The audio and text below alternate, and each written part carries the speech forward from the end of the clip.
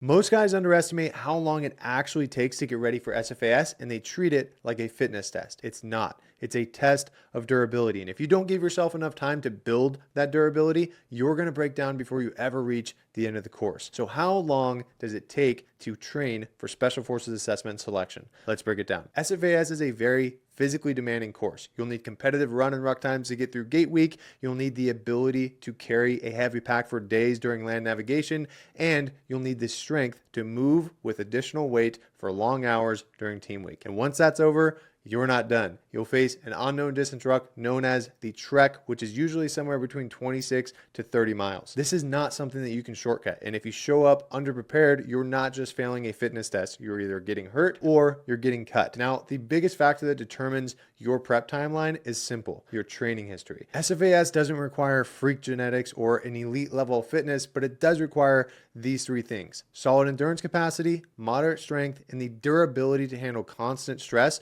over weeks, not just hours. And those are all things that most able-bodied individuals can build if you're consistent. So the first thing that you need to do is take an honest look at where you're currently at. Do you come from a strength or an endurance background? That alone tells you where your biggest gaps are likely to be. How long have you actually been training seriously for? Not just working out here and there, but a structured training plan, tracking your progress and building capacity over time. And how much experience do you have under a ruck? Are you logging miles every week, or is it something completely new to you? Your answers to those questions will tell you how long your prep is likely to take. If you're already running, rucking, and lifting consistently at a high level, meaning your 2-mile run time is under that 13:30 mark, your 5-mile is sub 37, and your 12-mile ruck is under 2:30, and you're not struggling with the calisthenics, you can usually dial things in within 12 to 16 weeks. That is kind of the fine-tuning phase: building capacity, improving conditioning under a ruck, and reinforcing durability. If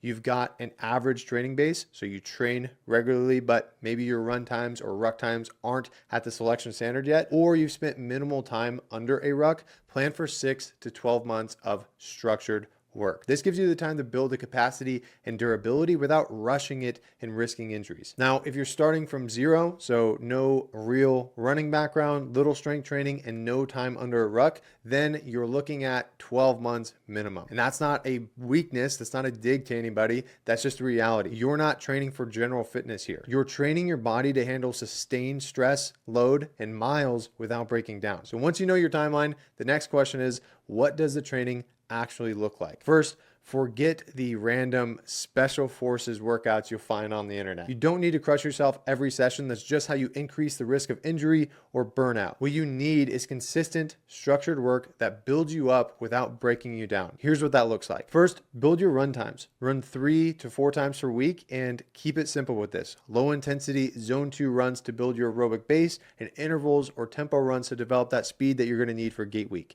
If you're getting overuse injuries when you run, that is a sign that your mileage is climbing too fast or your mechanics need work. Do not ignore this or try to just perpetually run through shin splints. Second, build your strength. If you're a strength guy, keep lifting, but shift more focus toward the conditioning and time under a ruck. 3 strength sessions a week is plenty. Let go of the powerlifting or the bodybuilding mindset if you're training for selection. And if you're an endurance guy, especially if you're far out from selection, maintain your running, but start prioritizing your strength. So lift 3 to 4 times per week, hit full body, and start adding a ruck every other week to build up that conditioning. Because when miles stack up, you're going to need the strength to handle it. At the end of the day, your training doesn't have to be perfect, but it does have to be consistent. SFAS isn't a test of your best workout. It's a test of whether your body can hold up over time. You're not just preparing for the timed runs and rucks during gate week. You're preparing for long, sustained periods under a load, moving over rough terrain, sleep deprived, and exhausted. And that doesn't come from chasing arbitrary PRs, a physique in the mirror, or random hard sessions. It comes from day after day of consistent, structured work. So wherever you're starting,